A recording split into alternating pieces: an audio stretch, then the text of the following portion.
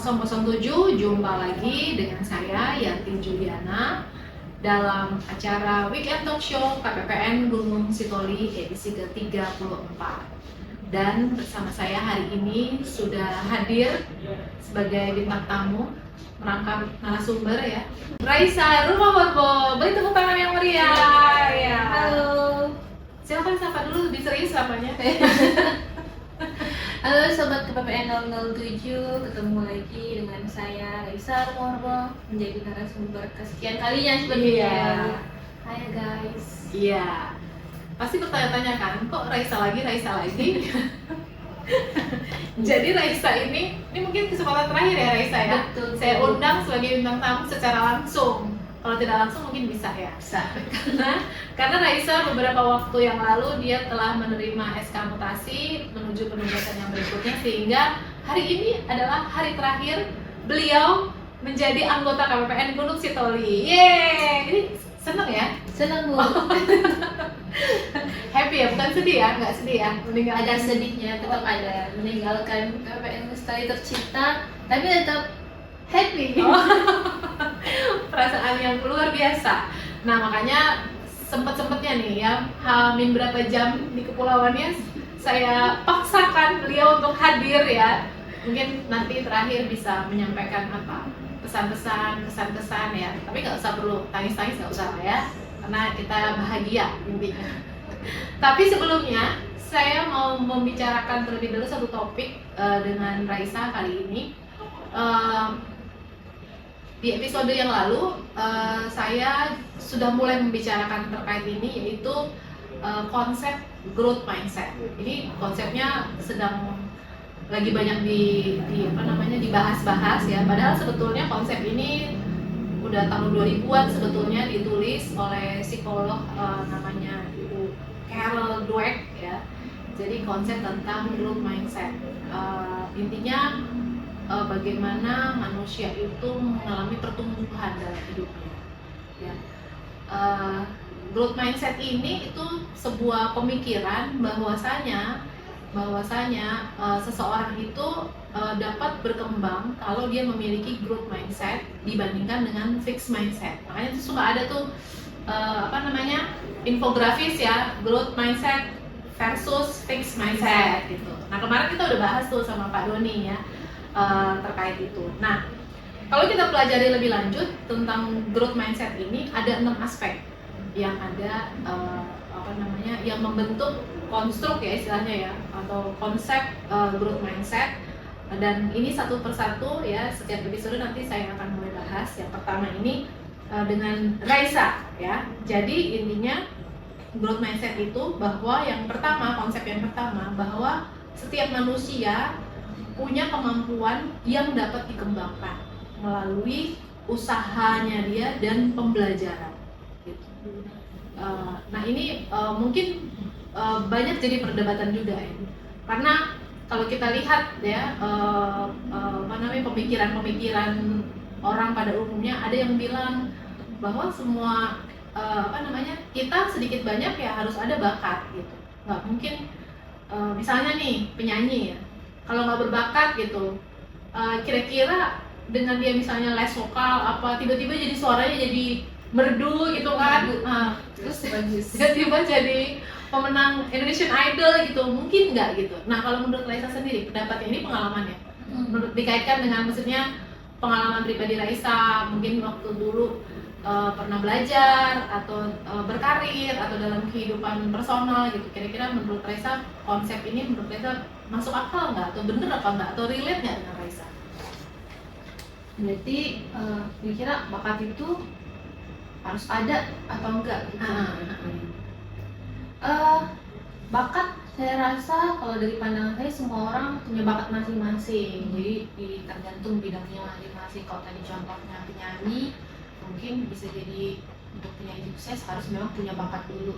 Tapi kalau saya lihat ya Bu, ada beberapa penyanyi yang mungkin tadinya waktu nyanyi di awalnya hanya artis yang di bidang acting, tapi ternyata awal-awal hanya ikut film musikal mungkin gitu, tadinya bukan yang suaranya wow juga. Tapi ternyata seiring berjalannya waktu di beberapa belas tahun sekarang dia udah jadi mungkin udah penyanyi besar. Ternyata yang saya lihat mungkin bakat itu bisa jadi modal kecil atau modal besar tergantung bakat. Tapi ternyata tanpa yang tadi katanya bakat yang luar biasa itu bisa nih di semacam ditumbuhkan kali ya kalau saya lihat. Tapi mungkin ya kita juga kalau nggak punya bakat di bidang tertentu nih, tapi kita mau mengembangkan di bidang tertentu, effort kita jadi harus lebih besar. Itu kalau mungkin di bidang nyanyi. Kalau yang pengalaman saya kebetulan mungkin kita bukan bidang seni ya, bukan yang terlihat bakatnya. Apalagi kalau untuk di bidang pekerjaan, yang saya lihat nggak harus semua ada bakat awalnya. Atau mungkin kita belum ketemu aja kok kalau itu memang bakat kita, karena memang belum pernah kita coba. Jadi misalnya laporan nggak harus berbakat kan ya, tapi latihan jadi jatuhnya. Ternyata dengan kita seringnya bikin misalnya analisis sesuatu, kita jadi lebih paham. Bikin tulisan ini ya? Iya, misalnya bikin analisis sesuatu, bikin tulisan, lebih paham gimana caranya menulis, gimana tata cara awalnya, apa sih yang harus kita lakukan dulu. Akhirnya menjadi seorang ya mungkin nggak langsung ke ahli ya Bu, tapi sudah semakin bisa semakin gampang. Tulisan kita juga jadi lebih terstruktur, lebih bagus, penggunaan tata bahasanya juga lebih oke. Mungkin tadinya saya nggak berbakat nih menulis, saya nggak ngerti penggunaan tata bahasa yang benar. Ternyata semakin kesininya, saya udah bisa bikin tulisan yang bagus. Dari awal yang tadinya saya pikir saya tidak berbakat, ternyata saya jadi mampu. Jadi menurut saya nggak selamanya bakat itu harus ada untuk suatu bidang gitu. Jadi tanpa bakat selama kita niat nih, coba dulu, belajar dulu. Apalagi sekarang media pembelajaran sangat banyak ya. Tadinya kita nggak tahu menulis, sekarang di YouTube nih ada tata cara lebih gampang, atau mungkin tips ya? Iya, tips-tips menulis gampang. Bikin kerangkanya dulu, mungkin menulis yang topik-topik ringan dulu. Jadi ada banyak memang orang-orang yang duluan udah sukses di bidang tersebut, kasih kita tips and trick nih untuk bisa lebih gampang untuk terjun sedikit. Terus kemudian nanti kalau kita lebih ingin lagi memperdalam, ada lagi nanti tips and trick untuk membuat tulisan lebih oke. Tips and trick untuk menang lomba pembuatan tulisan, penyusunan tulisan gitu. Jadi selama ada niat untuk belajar hal baru, meningkatkan hal baru, ada effort untuk mengembangkan, saya rasa semua bisa dicapai. Berarti yang menentukan itu niat untuk belajar dan mengembangkan diri ya. Jadi berarti kalau zaman dulu misalnya ada yang bilang modal awal itu ya potensi ya. Seseorang itu dia harus ada modalnya. Kalau dia misalnya modalnya sedikit, ini kayaknya nggak bakalan berhasil nih, susah nih berhasilnya. Dan banding dengan orang yang mungkin punya privilege ya, punya potensi atau talentanya sangat besar gitu ya, serba bisa gitu istilahnya, serba bisa. Berarti itu kurang valid ya.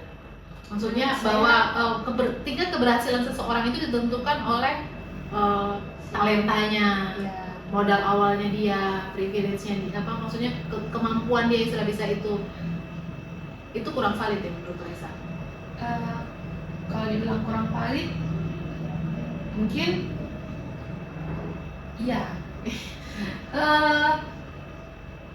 Mungkin kalau lebih usaha ya. Iya, kalau modal sedikit berarti usahanya harus lebih besar. Kalau memang udah punya modal banyak, usaha kecil pun mungkin akan ada hasil yang diraih. Tapi semakin modal besar, usaha besar, semakin banyak pasti profit yang diraih. Tapi kalau memang di satu bidang kita talentanya mungkin nggak sebesar yang lain, berarti effort kitanya harus lebih besar. Mungkin gitu kali ya Bu, kalau misalnya dianggap nih A tambah B sama dengan C gitu ya, modal awal ditambah usaha nanti dapat suatu tujuan. Jadi kalau modalnya kecil, kalau A-nya kecil berarti B-nya nih harus besar. Kalau A-nya udah besar, ya B-nya bisa nih kecil, tapi B-nya semakin besar, ya nanti kalau A besar makin B besar, nanti dapat akan C yang lebih besar. Seperti itu kalau menurut saya. Tapi tetap aja mungkin ya, meskipun tadi A ya kamu bilang A-nya besar, kalau 0 B-nya tetap nggak bakal kecil, nggak akan ada hasilnya gitu ya. Malah mungkin kalau namanya bakat itu lama-lama jadi hilang juga ya. Ya kalau nggak diasah akan terlupa pastinya. Kebalikan orang yang tadinya kita nggak tahu kalau kita berbakat di bidang itu, tapi ternyata dengan kita misalnya mencari ya, kita tiba-tiba muncul ya, kita bisa gitu. Betul. Jadi bakat yang belum ditemukan gitu. Iya, bisa jadi kalau kita nggak nyoba, ternyata kita nggak nyadar kita berbakat, kita nggak nyadar kita bisa. Kalau misalnya ada bakat-bakat tertentu kayak nyanyi mungkin langsung ketahuan. Iya. Misalnya menggambar langsung ketahuan. Ternyata misalnya menjahit nih, kita nggak nyoba. Ternyata nggak berbakat gitu. Tapi kita belajar nggak tips and trick awalnya yang gampang. Tapi ternyata kita udah mengerti. Nah, di situ kita baru mulai merasa berbakat seperti ternyata saya nggak bakat jahit nih. Udah bisa bikin bentuk yang bagus. Ternyata saya agak berbakat nih di fashion design gitu. Ternyata memang harus ada beberapa hal yang harus dicoba dulu gitu. Sebaliknya orang yang mungkin dia udah tahu bakatnya tapi nggak pernah dilatih, nggak pernah dikembangkan, lama-lama jadi bisa hilang ya. Betul, mungkin kayak teman-teman yang berbakat menyanyi pun kalau suaranya nggak dijaga, kalau tetap makannya sembarangan mungkin suaranya akan serak atau gimana kali ya. Jadi tidak bisa mencapai nada-nada tinggi misalnya tetap aja mungkin waktu kecil masih bisa nih, tapi karena nggak dijaga nih pita suaranya, akhirnya jadi nggak bisa jadi penyanyi yang oke juga. Jadi menurut si Carol ini memang mindset seseorang yang punya pendapat bahwa kemampuan saya itu bukan sesuatu yang fix dari awal, dari lahir, ya. Mindset yang seperti itu membuat orang lebih cepat pertumbuhannya. Dia akan lebih sukses dibandingkan orang yang punya mindset kemampuan saya itu memang sudah ditakdirkan, sudah digariskan dari lahir. Sehingga ketika dia misalnya diberikan tugas dan menurut dia bahwa dia nggak punya kemampuan untuk mengerjakan tugas itu, ya sudah, dia berhenti sampai di situ gitu. Daripada orang yang punya, tadi seperti kamu bilang, dia mau coba dulu, mau ada usaha gitu. Jadi si Carol bilang gitu ya, bahwa itulah perbedaan tingkat keberhasilan seseorang. Orang itu mindsetnya dulu, jadi berarti mindsetnya dulu. Berarti setuju ya? Setuju ya. Kadang-kadang kita suka tertipu ya, tertipu sama orang-orang gini loh, maksudnya gini. Orang-orang yang menurut kita berhasil, ya kan? Menurut kita berhasil, sehingga kita bilang bahwa dia memang ditakdirkan untuk berhasil, dia punya kemampuan yang lebih gitu. Padahal mungkin kita nggak tahu bahwa orang itu sudah melakukan berbagai usaha sehingga membuat itu berhasil, ya kan? Sehingga ketika kita kepada diri kita tuh menganggap ya saya nggak berhasil, dia berhasil karena memang saya nggak mampu, dia mampu. Padahal kita nggak tahu apa yang usaha yang dilakukan orang itu kan, gitu kan? Iya. Raisa pernah nggak ngalamin kayak gitu? Mungkin sebenarnya ini udah dari kita kecil ya Bu. Jadi misalnya kalau dari kecil nih dapet juara nih di kelas 1 SD, mungkin kita jadi terlihat seperti anak yang emang udah pintar dari suaminya. Jadi kalau dari kelas 1, kelas 2, kelas 3 sampai kelas 6 tuh juara 1, terus juara 1, 2, 3. Pasti mungkin kalau kayak saya dulu Bu, mungkin dianggap ya kan dia emang udah pintar. Tapi kalau misalnya saya ini kelas 1 SD dapat juara 1 mungkin karena di rumah udah terlatih nih, udah belajar membaca dulu dari rumah. Jadi kelas 1 saya bilang gitu. Tapi untuk selanjutnya kan di kelas 2, 3, 4, 5, 6 gak cukup hanya tadi modal bisa membaca yang dari rumah. Ternyata saya harus ngerjain PR, ngerjain tugas, saya harus belajar ngulang di rumah, ada les-les di luar jam Iya, sekolah. Iya. Nah, tapi mungkin orang-orang melihat ya kan dia ya wajar lah juara, dari kecilnya pintar. Enggak, ternyata pintarnya itu diasah juga, ternyata dipaksa, ternyata harus ikut les pun. Mungkin anak orang lain juga les ya, tapi dianya les datangnya harusnya 3 kali seminggu, tapi dia sekali seminggu. Atau mungkin di tempat les bermain-main gitu ya. Tapi untuk selalu bisa mempertahankan tetap dianggap pintar ini ternyata ada effort. Ngerjain PR dari hari kemarin, terus mengerjakan baca tugas dulu, ada LKS dikerjakan dulu, jadi sebelum hari H pelajaran, oh ternyata udah agak lebih mengerti, jadi lebih gampang ditangkap. Ternyata ada effortnya nih yang harus dikerjakan, jadi nggak segampang duduk. Ternyata pinter, gitu, nggak. Oh iya dia berbakat terus juara. Oh ternyata enggak. Ada banyak hal-hal yang tetap yang kita lakukan, tapi mungkin banyak hal-hal itu yang orang lain tidak terlalu melihat. Kalau udah fokus dari awal, udah berbakat, udah pinter nih, IQ-nya mungkin dulu belum tes IQ, kalau udah juara 1, IQ-nya tinggi. Bapaknya dulu pinter ini. Ternyata bapaknya juga dulu belajar gitu. Betul. Anaknya akhirnya dipaksa belajar seperti orang tuanya. Saya ya kira-kira itu ada effort juga yang harus diusahakan, diasah dan diperjuangkan. Kalau saya dulu juga pernah tuh ngalamin kayak gitu ya. Beberapa kondisi saya ngelihat, kalau menurut saya bukan orang yang berbakat untuk orasi. Ya, saya tidak berbakat untuk orasi. Saya lihat kalau teman-teman kuliah saya, kalau di zaman dulu kita kuliah kan suka presentasi ya. Sangat fasih ya presentasi. Kemudian kalau ada dosen nanya, dosen terangkan, terus kayaknya dapat aja pertanyaan gitu, dan bagus pertanyaannya. Cara presentasi pertanyaannya itu juga bagus kan gitu.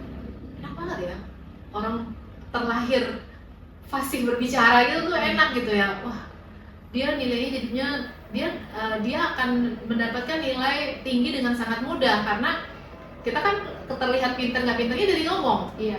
Semakin kita jarang ngomong, semakin nggak kelihatan ya pintar apa enggak kan gitu kan, karena diam-diam aja gitu kan. Nanti kelihatannya mungkin setelah ujian baru kelihatan, tapi kan lama. Padahal daily anak ini udah image-nya udah paling pintar di kelas gitu kan. Wah, enak banget ya orang punya seperti ini. Ya tapi ternyata seperti yang kamu bilang tadi, itu harus dilatih gitu. Dan mungkin semakin kita terpendam dalam, aku nggak bisa kayaknya ngomong gitu, aku nggak bisa, aku takut kalau ngomong, aku nggak berani, udah nggak usah ngomong. Makin lama makin kesempatannya makin hilang gitu. Tapi saat kita dipaksa dalam sebuah keadaan bahwa kita memang tiap hari harus ngomong, ya apalagi saya di kepala kantor tiap hari kayaknya harus ada aja yang diomongin. Nah lama-lama kita jadi terbiasa. Saya jadi selancar ini ya. Dulu saya pernah sama sekali orang yang mungkin tidak terlalu bersemangat kalau berbicara gitu ya, lebih baik diem aja gitu. Tapi karena kita di dalam sebuah keadaan, dalam tanda kutip, jadi dipaksa untuk mengeluarkan kemampuan gitu. Dan memang kalau nggak ada kesempatan, ya itu lama-lama ya udah hilang begitu aja kesempatan itu. Tapi sekali lagi kesempatan memang kayaknya harus diraih. Kadang-kadang kesempatan nggak datang 2 kali. Kita harus diciptakan juga ya. Iya betul, harus diciptakan. Jadi mungkin akhirnya gini, kita punya kesempatan untuk bertumbuh akhirnya, tapi mungkin akan lebih lambat dibandingkan orang lain. Apalagi seperti yang kamu bilang, diciptakan. Kalau kita ngejar gitu ya, mungkin dia akan lebih cepat berkembang gitu. Itu sih sebenarnya yang saya rasakan. Menulis juga kayak gitu. Sekarang lagi musim ya, pegawai itu untuk menulis kan. Saya pikir ada orang-orang yang memang diciptakan dari lahir berbakat menulis gitu. Dia menulisnya bisa enak, bisa lancar gitu kan. Cara dia menulis, bercerita itu enak banget gitu. Pembaca juga bisa mengerti dengan baik. Itu terlahir gitu. Penulis-penulis itu terlahir. Dulu pemahaman saya seperti itu gitu. Nah, jadi saya pikir orang-orang yang pintar-pintar nulis itu enak ya, mereka ini gampang gitu, kayaknya gampang banget menghasilkan itu, gampang banget ya, menganalisis cepet banget, enak ya gitu. Tapi mungkin satu sisi saya nggak tahu gitu ya, seperti yang kamu bilang, usaha-usaha apa yang udah dia lakukan sampai di situ kita, jadi saya tertipu gitu loh. Saya pikir dia udah dari lahirnya pinter, dengan apa, santai-santai aja udah bisa. Nggak bisa menulis. Nah saya berarti gini-gini aja harusnya bisa. Kalau saya nggak bisa, berarti emang saya nggak dilahirkan untuk menulis gitu kan. Jadi ya udah, berarti saya punya kemampuan yang lain gitu. Nah kalau Raisa ada nggak yang kayak gitu? Maksudnya tertipu gitu loh. Kadang-kadang kita misleading gitu loh. Akhirnya kita santai-santai. Ah udahlah gini-gini aja. Karena yang lain kok ternyata dia santai juga kok.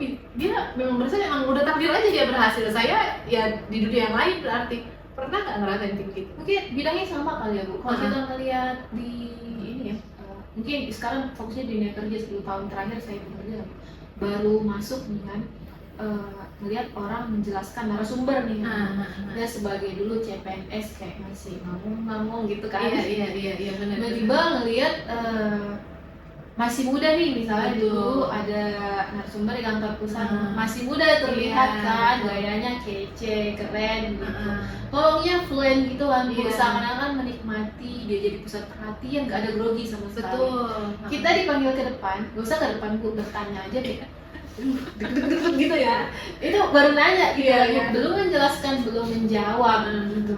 Saya kira ini kayaknya berbakat jadi MC atau jadi presenter, kayaknya ini memang tipe-tipe yang berbakat kayak artis-artis gitu kali ya, kan bawaannya oke, santai gitu. Terus makin masuk ke kantor nih, jangankan berdiri ya Bu, di depan masih duduk nih, belum berdiri udah tangannya udah gemeteran gitu kan Bu. Sekali, 2 kali, sampai ke beberapa kali, tapi kan tuntutan pekerjaan tetap nih kita harus menjelaskan teknis ke satker. Sekali, 2 kali saya gemeteran, ketiga kali, keempat kali saya lebih santai, tapi mungkin ngomongnya masih agak tidak terstruktur gitu ya, masih baca PowerPoint aja. Makin kesekian kali, makin sering, dulu kita memang harus sering mengadakan biptek gitu ke satker, terutama di sini karena tempat kita kecil, jadi 2 kali nih, jadi dibagi 2 sesi. Jadi kan tadinya kita punya kesempatan jadi 2 kali ngomong. Setiap event 2 kali ngomong, lama-lama makin saya ngerasa makin bisa berinteraksi sama audiens, makin bisa bercanda.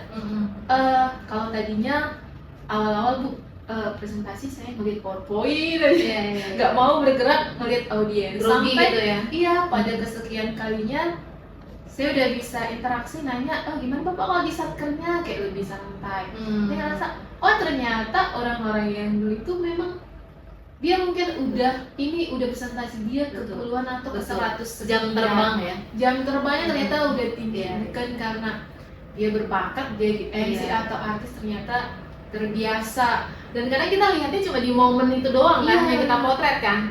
Orang ini keren banget. Kita belum melihat pengalaman awalnya.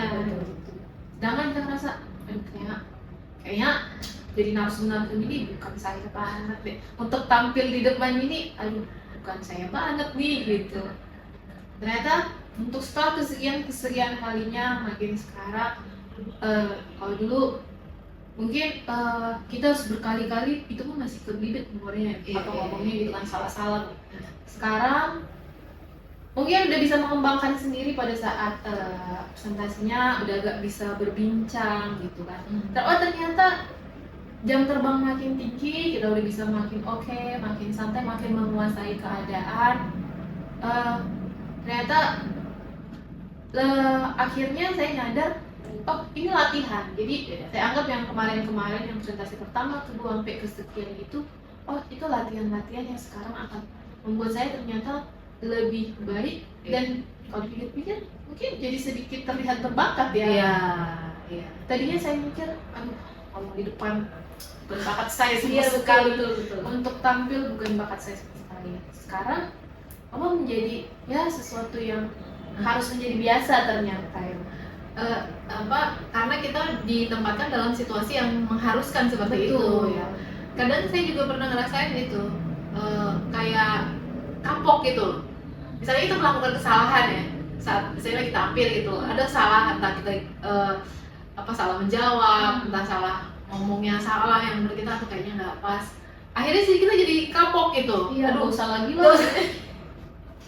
Nah itu yang mungkin harus dihindari ya, terkait growth mind, maksudnya ya kesalahan ya udah lah gitu. ya memang pernah salah, tapi maksudnya jangan sampai kapok gitu.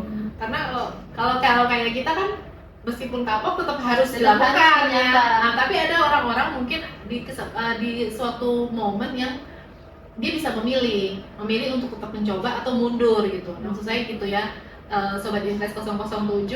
Yang pertama itu tadi misleading ya, kita nggak tahu ya behind the story orang yang sedang berdiri di depan kita ini ya, yang kita lihat berhasil ini, kita mana-mana dia itu udah ngapain aja gitu kan. Karena kita Iya. mungkin lihat dia setelah dia jadi orang sukses, jadi orang di depan gitu kan. Ih, keren banget ini, saya nggak bisa kayaknya, sebenarnya nggak mungkin. Nah, belum tahu kita cerita pergumulan dia, perjuangannya dia. Satu lagi itu ya, kalau kita udah nyoba jangan sampai kapok gitu ya.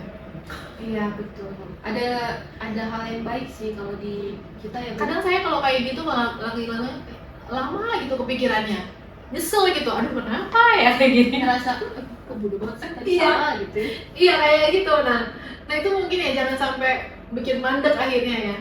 Sobat Invest 007 ya. Saya ngelihat kesalahan itu juga sesuatu hal yang menghandle kesalahan ya. Jadi misalnya tadinya salah kan kita langsung kayak salah gitu kan Bu. Jadi panik kan. Ternyata setelah kesekian kalinya oh salah, bisa jadi kayak enggak kok, jadi diatasi sendiri itu santai itu. Memanage kesalahan yang Iya, gitu ya. ternyata waktu kita lihat narsum yang oke yang tadi nih kayaknya dia nggak ada salah apa-apa. Iya. Ternyata kita nggak tahu aja karena dia udah sesantai itu untuk mengolah, betul. udah memanage rasa paniknya dia, jadi tidak terlihat, bukan dia tanpa salah ternyata. Jadi setelah beberapa kali dia ngerasa sebenarnya tadi aku salah sih, tapi jadi agak diputer nih omongannya untuk menyesuaikan kembali. Oh ternyata di sini kita juga belajar banyak manajemen ini ya, emosi biar nggak terlihat ternyata di depan. Semakin banyak latihan ternyata semakin banyak yang dipelajari, semakin tenang. Betul. Jadi tadi ya dari apa yang udah kita bicara, konsep yang pertama nih si Bu Carol ini kita setuju banget ya bahwa kemampuan seorang itu bukan sesuatu yang tetap ya. Maksudnya tadinya misalnya 1 kilo sampai dia mati nanti tetap 1 kilo. Itu bisa dikembangkan, bisa dengan usaha.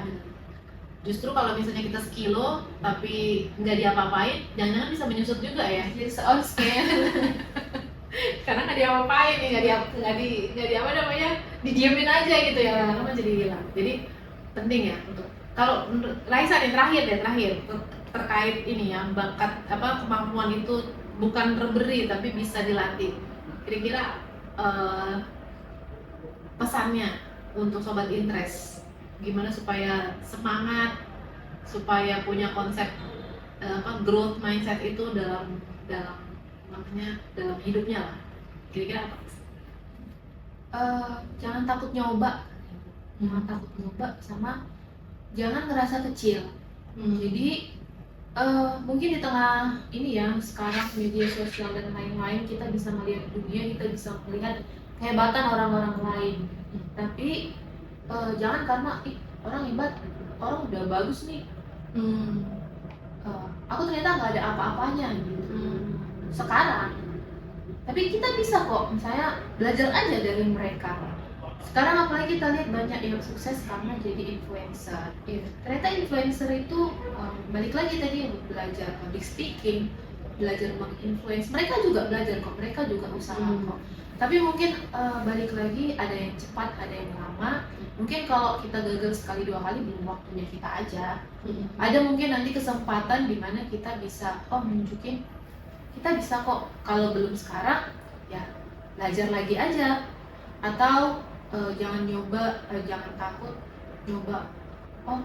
Ini hal baru, jangan orang-orang itu aja nih yang udah expert di bidang-bidang itu aja nih yang bisa. Coba aja dulu. Ada banyak hal yang kalau nggak kita coba kita nggak tahu, ternyata kita bisa jadi ahli kok di bidang itu. Ternyata setelah kita coba, ternyata itu malah bakat kita, karena pernah nyoba aja. Jadi coba aja guys. Oke, nice ya. Quote-nya jangan pernah takut coba ya. Dan memang masukan media sosial ya dari mana-mana Itu yang harus kita filter ya. Betul. Kadang itu seperti yang kamu bilang membuat kita jadi kayak kecil ya. Iya, Orang ini jago kan ya, aku kayak nggak ada apa-apanya nih. aku mah apa tuh?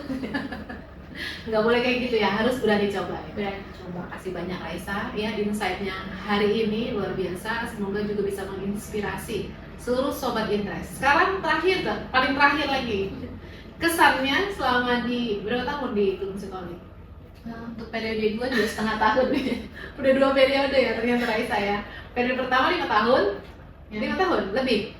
4 tahun 10 bulan. 4 tahun 10 bulan, 5 tahun kurang. Periode kedua setengahnya ya. Ya setengahnya Bu. 2 tahun Lumayan ada 6 diskon bulan. ya. 2 tahun 6 bulan. Kesannya apa selama bertugas di Kepulauan Nias? Kemudian pesan-pesannya untuk seluruh sobat Interest 007. Kalau ini pesannya serius ya. Oke, silakan. Mungkin kesannya saya pernah di sini ya 5 tahun, kemudian dikembalikan 2 tahun kemudian. Awalnya kecewa, ternyata kekecewaan itu bukan suatu hal yang harus dipupuk ya. Mungkin kecewa boleh ya. Mungkin kita mengharapkan nyoba harusnya aku di tempat lain udah pernah nih di KBPN Gunung Sitoli 5 tahun lagi. Ternyata setelah saya jalani yang tadi 5 tahun ternyata banyak yang saya tidak alami lagi, yang belum saya alami. Akhirnya saya alami 2,5 tahun ini, banyak pembelajaran yang luar biasa di KPPN, apalagi mungkin dengan posisi yang baru ya. Saya di sini sangat berkembang di 2,5 tahun ini menurut saya Bu. Di posisi yang sekarang banyak pengetahuan baru. Tadinya mungkin saya lebih ke fokus di Satker, di KL. Sekarang dengan penambahan tugas di DJPB juga banyak hal baru tentang pemerintah daerah, tentang UMKM, banyak pengalaman lah. Yang tadi saya agak, Bu, mungkin dari awal saya ini nggak pintar bersosialisasi orangnya gitu. Saya ini males ngobrol sama orang. Kalau bisa saya tuh di depan laptop ya. Ternyata setelah saya jalani ngobrol sama, kebetulan nih di bagian saya sekarang stakeholdernya banyak ya Bu, dari Pemda, dari satu Pemda bervariasi ya. Iya bervariasi, ada pegadaian, UMKM, tas dan BPJS. Ini saya jadi belajar banyak hal, belajar banyak cara-cara komunikasi sama orang. Kemudian yang utama lagi sekarang timnya oke banget kayaknya Bu ya. Gapnya sebenarnya dibilang agak jauh enggak juga, tapi dibilang dekat nggak dekat juga gap age gapnya itu ya, gap umurnya sama teman-teman. Tapi di sini saya ngerasa timnya oke banget, ngerasa oh aku seksi, Ani aku cuma mau ngerjain punya aku doang. Nah di sini tuh saya ngerasa kita itu kayak satu tim besar, nggak ada udahlah ini punya aku aja lah yang aku selesaikan, punya kalian cerita kalian. Nah di sini kita enggak, di sini saya ngerasa saya benar-benar punya tim. Selain tim kerja, ternyata tim di kehidupan luar juga ya. Iya. Dengan berbagai pengalaman di 2,5 tahun ini, kebetulan kita juga tinggalnya dekat, kita ngerasa punya kakak adik baru. Pak dibilang keluarga mungkin terlalu tua ya Bu.